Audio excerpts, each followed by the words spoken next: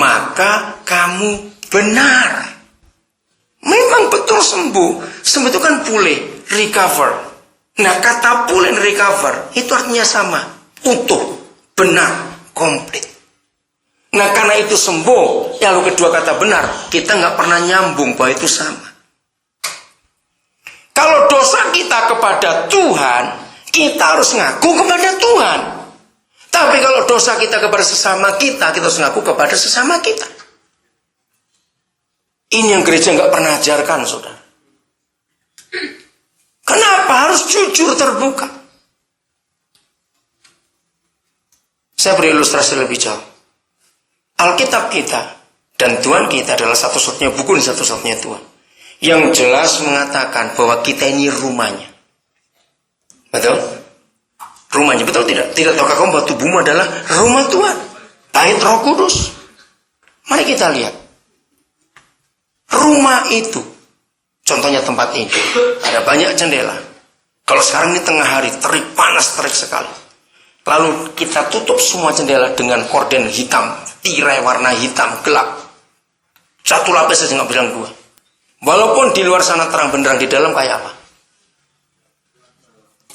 Berarti matahari kalah nggak dengan tirai itu? Nah, itu Tuhan kita. Mazmur mengatakan dia itu matahari kebenaran. Tapi matahari sinarnya akan tertutup ketika kita memberi penghalang. Dia nggak bisa tembus. Catat itu baik-baik. Dia tidak jadi maha kuasa ketika kita tidak jujur dan kita munafik. Ayo buka. Maka itu janji. Kalau ada saudara kita ngaku dosa kepada kita, kita janji jangan mulut bocor. Itu rahasia iman. Lalu kita dua saling mendoakan. Gereja Katolik memakai ayat ini. Ada sakramen pengakuan dosa.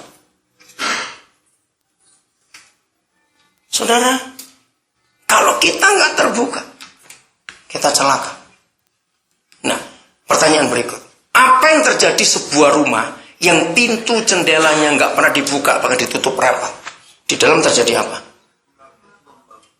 Bau, apalagi? Pengap, sumpah. Bukan itu yang saya tunggu. Kotor. Aneh. Rumah yang nggak dipakai itu beda dengan barang.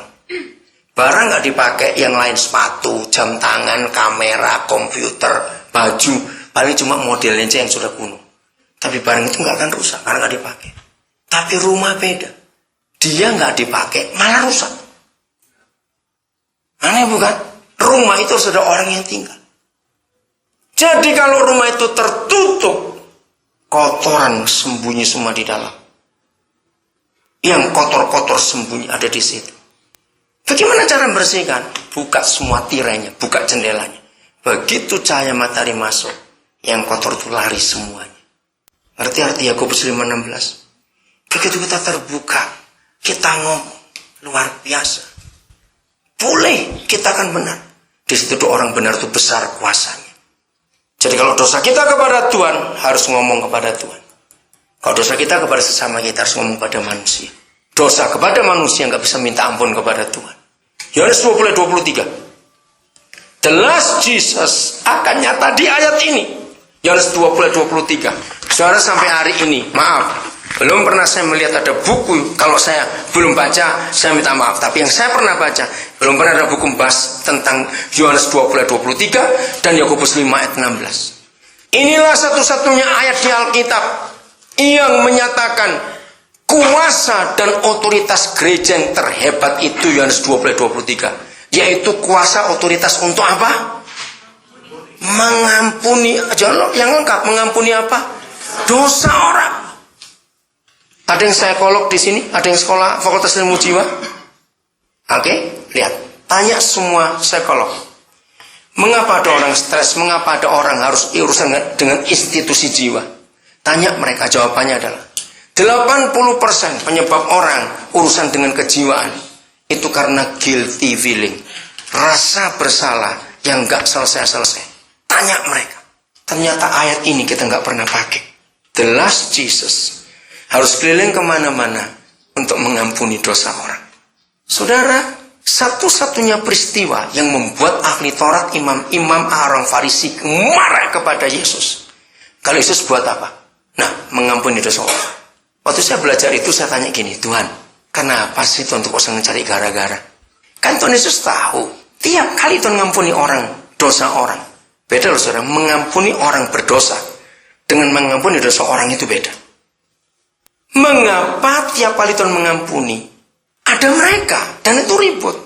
Cobalah kalau ngampuni tunggu mereka pulang dulu lalu buatlah itu. Saya mikir gitu waktu itu. Saudara, kalau ada orang datang kepada saudara untuk cerita, aduh aku baru mencuri, aku baru berzina, aku baru membunuh, bimbing orang itu. Kalau engkau bertobat sungguh-sungguh, saudara, kita punya hak untuk menyatakan dosamu diampuni karena kamu sudah mengaku. Gereja nggak pernah pakai kuasa ini. Malah kita yang kedua kita pakai dan menyatakan dosa orang. Kalau kamu menyatakan dosa orang tetap ada. Apa yang kita pakai? Kita beli stempel. Oh, dasar kamu. Nah, itu dia. Jangan keluar kata-kata dasar kamu. Dunia membutuhkan kuasa gereja ini. Yesus harus nampak lewat kita semua. Ketika ketemu orang, ampuni dosa orang. Saya nggak bisa cerita hal ini karena banyak masalah pribadi. Tapi saya bisa ngomong. Berapa banyak maaf, saudara. Orang itu, ya saya nggak tahu juga. Kenapa bisa begitu? Tapi saya tahu karena otoritas ini. Artinya apa? Kalau saudara lihat SMS-SMS saya yang saya kumpulkan, saudara kan kagum. Kenapa itu orang bisa cerita sampai seperti itu? Sampai kadang-kadang lihat itu, mereka pernah begini, pernah begitu semuanya. Dan mereka cerita, kalau saya cerita bisa lega. Karena dosanya sudah diampuni. Maka itu ketika setan menang atas gereja, membuat begitu banyak kekacauan. Karena mulut kita tidak mengampuni, tapi menyatakan. Contoh kecil saja. 2 hal saya beri contoh. 1. Kalau ada orang pernah utang saudara. Teman ini, bukan orang, teman. Aku pinjam 100.000 ya. 2 minggu aku kembalikan. Teman baik ya? Betul teman baik. Sudah 2 minggu kali 10, nggak balik-balik juga. Jadi sudah berapa bulan itu? Dari 2 minggunya. 2 minggu kali 36 kali sudah. Dan saudara nggak akan nagih karena teman baik. Toh cuma 100.000. Tapi jujur kita manusia. 4 tahun kemudian dia bilang 100.000 ya, 2 minggu aku kembalikan. Yang muncul apa di benak kita? Walaupun kita nggak marah, muncul apa di benak kita? Apa? Nah, stempelnya itu. Jangan-jangan nggak bayar lagi. Ternyata kita sulit mengampuni dosa orang. Karena itu masih ada di benak kita. Contoh kedua. Saudara punya teman baik. Tiba-tiba teman baikmu disakiti oleh si A. Dan saudara nggak kenal si A. Nggak kenal. Tapi ciri-ciri si A disebutkan kepada saudara oleh teman baik. Begini. 3 bulan kemudian, tanpa sengaja, saudara ketemu si A itu.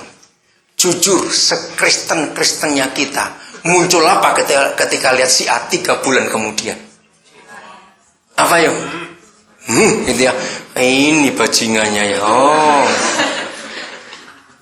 Ayo, jahat nggak kita? Padahal mungkin waktu teman kita cerita hari ini, besoknya dia bertobat. Bisa nggak si A bertobat besoknya? Bisa, karena kita tidak tahu. Nah, inilah Yohanes 20:23. Menyedihkan sekali gereja ini. Maka itu the last Jesus.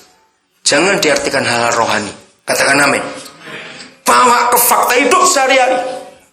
Di sekitar kita banyak orang dikejar rasa bersalah, saudara. Temui mereka, peluk mereka. Ayo aku berdoa untuk kamu, Tuhan mengampuni. Bimbing orang itu. Galatia 6 ayat 1. Mengapa ada ayat seperti itu? The last Jesus harus nyata lewat ayat-ayat yang kita sudah baca ini. Galatia 6 ayat 1. Saya suka lihat ini, saudara, sangat mengharukan. Coba jujur, kalau saudara sudah baca ayat ini, lalu kita lakukan, gampang gak orang itu percaya Yesus? Sudah baca? Oke. Jangan lama-lama, cuma sepotong ayatnya kalau lama. Udah? Kalau kita lakukan ayat ini, saudara-saudara, kalaupun seorang kedapatan melakukan suatu pelanggaran, maka kamu yang rohani harus memimpin orang itu ke jalan yang benar. Dalam roh lemah lembut, jangan dibentak orang itu. Roh yang lemah lembut sambil menjaga dirimu sendiri supaya kamu jangan kena pencobaan. Artinya kalau melayani pelacur, jangan ikut jadi pelacur juga, itu maksudnya. Melayani orang narkoba, jangan ikut coba-coba juga. Itu kalimat terakhir arti. Saya tanya lagi, menurut saudara, kalau Galatia 6 ayat 6 kita lakukan,